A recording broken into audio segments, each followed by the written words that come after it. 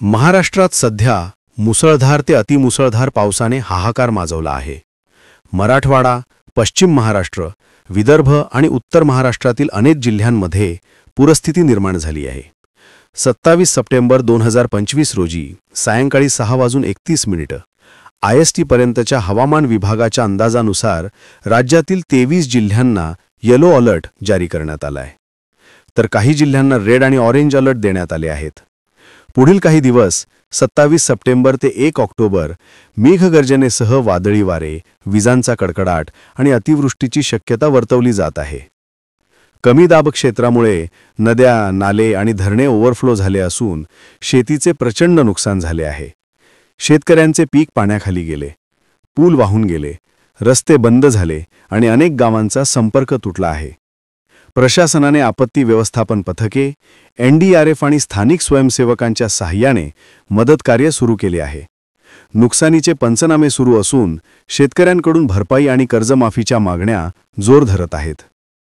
खाली जिल्हानिहाय परिस्थितीचा विस्तृत आढावा देत आहोत. सोलापूर जिल्हा. पूर, शेतीचे नुकसान आणि शेतकऱ्यांचा संताप.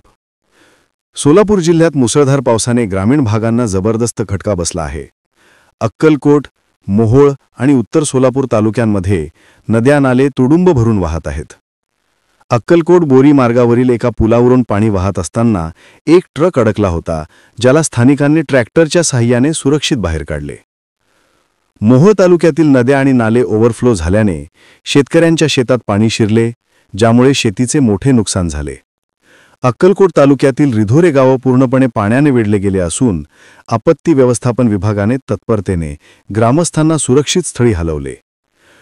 उत्तर सोलापूर तालुक्यात सीना नदीला महापूर आला, ज्यामुळे तिऱ्हा गावातील अनेक घरं पाण्याखाली गेली.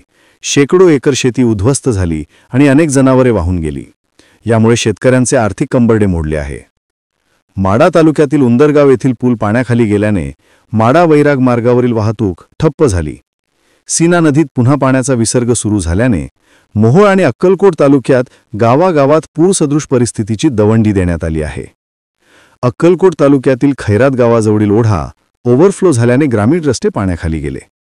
जिल्ह्यासाठी रेड अलर्ट जारी करण्यात आला असून पावसाचा जोर कायम राहिल्यास पुन्हा एकदा पूर येण्याची शक्यता आहे. माजी मंत्री सदाभाऊ खोत यांना माढा मतदारसंघात 16 वर्षांनंतर आल्यावर शेतकऱ्यांनी घेराव घालून जाब विचारला आणि तीव्र नाराजी व्यक्त केली. धाराशिव, औरंगाबाद जिल्हा. धरण ओव्हरफ्लो आणि ग्रामस्थांचे स्थलांतर. धाराशिव जिल्ह्यात कळंब, भूम, परांडा आणि वाशी तालुक्यांमध्ये मुसळधार पावसाने हाहाकार माजवला आहे. कळंब तालुक्यातील धानोरा, मंगरूळ आणि खामसवाडी शिवारात पाणी साचले असून सिमेंट रोड खचण्यास सुरुवात झाली आहे. तेरणा धरण पूर्ण क्षमतेने ओव्हरफ्लो झाल्याने सर्व दरवाजांमधून मोठ्या प्रमाणात पाण्याचा विसर्ग सुरू करण्यात आला आहे, ज्यामुळे नदीकाठच्या गावांना सतर्कतेचा इशारा देण्यात आला आहे.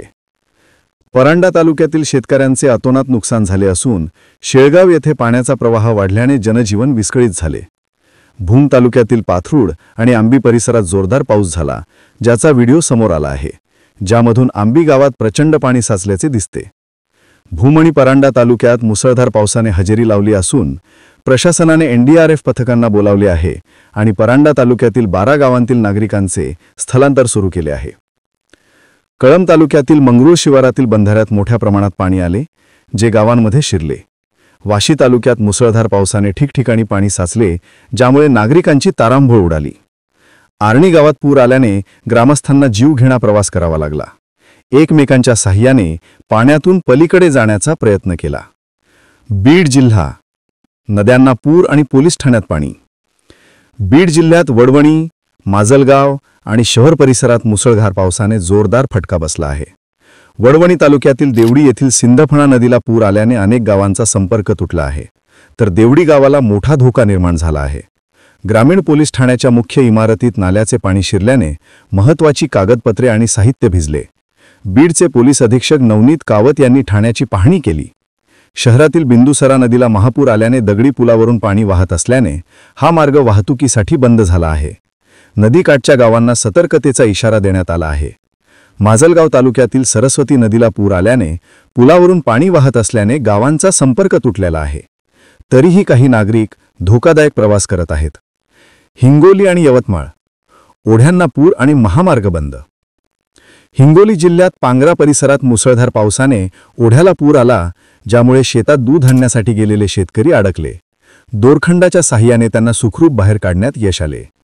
कयाधू नदीला पूर आल्याने शेकडो एकर शेती पाण्याखाली गेली, तर गावांमध्ये पाणी शिरण्याची शक्यता निर्माण झाली आहे. यवतमाळ जिल्ह्यातील इसापूर धरणाचे 13 दरवाजे उघडून पैनगंगा नदीत पाण्याचा विसर्ग सुरू करण्यात आल्याने पुसद हिंगोली राज्य महामार्ग वाहतुकीसाठी बंद झाला आहे. छत्रपती संभाजीनगर आणि नांदेड. शेतकरी आंदोलन आणि रेस्क्यू ऑपरेशन. छत्रपती संभाजीनगरमध्ये मोसंबी उत्पादक शेतकरी नुकसान भरपाई न मिळाल्याने आक्रमक झाले असून त्यांनी धुळे-सोलापूर राष्ट्रीय महामार्गावर मोसंबी फेकून निषेध नोंदवला. ढोरकीन येथे काँग्रेस नेते बाळासाहेब थोरात यांनी पावसामुळे झालेल्या नुकसानीची पाहणी करून हेक्टरी 50,000 रुपये आर्थिक मदत आणि कर्जमाफीची मागणी केली. नांदेड जिल्ह्यात अतिमुसळधार पावसाने सखल भागात पाणी साचले, ज्यामुळे अनेकांचे संसार उघड्यावर पडले आहेत. शेतकरी इमारतीच्या छतावर बसून जीव वाचवत आहेत. लोहा तालुक्यातील पळशी येथे झाडावर अडकलेल्या एका व्यक्तीला रेस्क्यू करण्यात यश आले.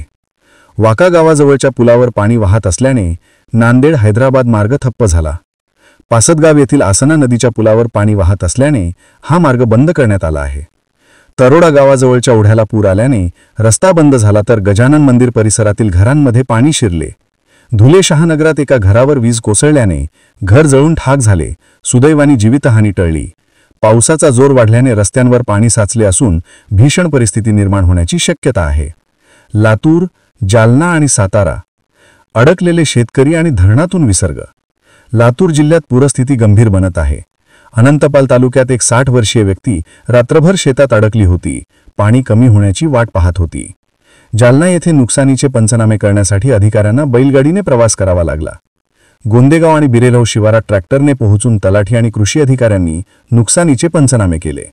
सातारा जिल्ह्यात कोयना धरणाच्या पाणी पातळीत वाढ झाल्याने 11,700 क्युसेक वेगाने पाण्याचा विसर्ग सुरू करण्यात आला असून 6 दरवाजे उघडण्यात आले आहेत. गोंदिया जिल्ह्यात मुसळधार पावसाने जलाशयांची पाणी पातळी वाढली आहे. पुजारीटोला धरणाचे 8 आणि शिरपूर धरणाचे 7 दरवाजे उघडण्यात आले असून नदीकाठच्या गावांना सतर्कतेचा इशारा देण्यात आला आहे. वादळी वाऱ्यामुळे मुर्दोली शिवारात धावत्या रिक्षावर झाड पडल्याने चालकाला गंभीर दुखापत झाली, ज्यामुळे वाहतूक काही काळ ठप्प झाली. बुलढाणा जिल्ह्यात पुनर्वसन मंत्री मकरंद पाटील यांनी मलकापूर, नळकुंड, दाताला आणि जांभूळढावे येथील नुकसानग्रस्त शेतकऱ्यांच्या बांधावर जाऊन पाहणी केली. परभणी आणि करमाळा. सखल भागात पाणी आणि संपर्क तुटला. परभणी जिल्ह्यात मुसळधार पावसामुळे सखल भागात पाणी साचले असून चुडावा महसुली मंडळात शेतशिवारात पाणी साचले आहे. करमाळा तालुक्यात रेड अलर्ट जारी करण्यात आला असून अनेक पुलांवरून पाणी वाहत असल्याने गावांचा संपर्क तुटला आहे. प्रशासनाने आपत्ती व्यवस्थापन पथक, NDRF आणि स्थानिक स्वयंसेवकांच्या साह्याने बचाव कार्य तीव्र केले आहे. शेतकऱ्यांकडून नुकसान भरपाई आणि कर्जमाफीच्या मागण्या जोर धरत आहेत. हवामान विभागाने नागरिकांना घराबाहेर न पडण्याचे आणि सतर्कतेच्या सूचनांचे पालन करण्याचे आवाहन केले आहे.